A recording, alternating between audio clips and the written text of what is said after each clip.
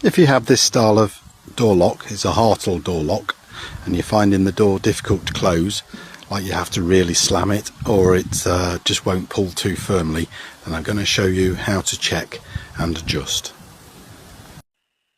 Step 1, remove this plastic cover.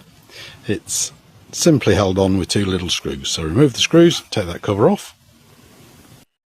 The next step is to check that this lock box is firm. If it's come loose at all, you need to take these side plates off, and you just get something like a credit card or very carefully with a knife behind them, and then they just prise off. As you can see, there's pegs that hold them on, so they just push in. So remove both of those, and then check that these screws, all 8 of them, are nicely nipped up, and that should mean the box itself is nice and firm. The locking pin, this bottom one, is on a 2-stage lock, a little bit like a car door. So if you push it across, you should hear 2 clicks.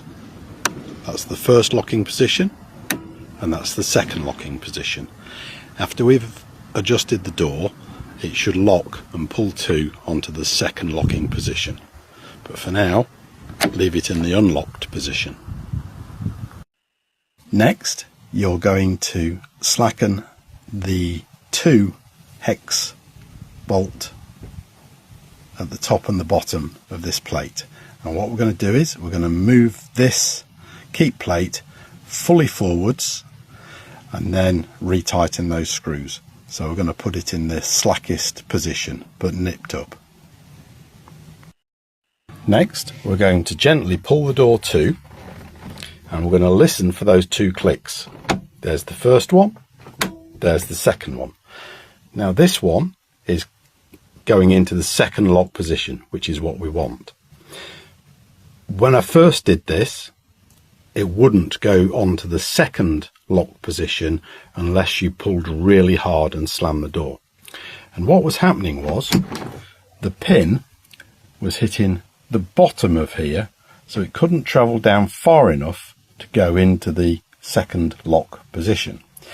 Now you'd think what you need to do is drop this plate, this keep plate, but there is no vertical adjustment on it. So what I had to do was I had to adjust the door height. Before you adjust the door height, you need to check from the outside to see what the gap is like around it. Now we're probably only talking about adjusting it by 2 or 3 millimeters.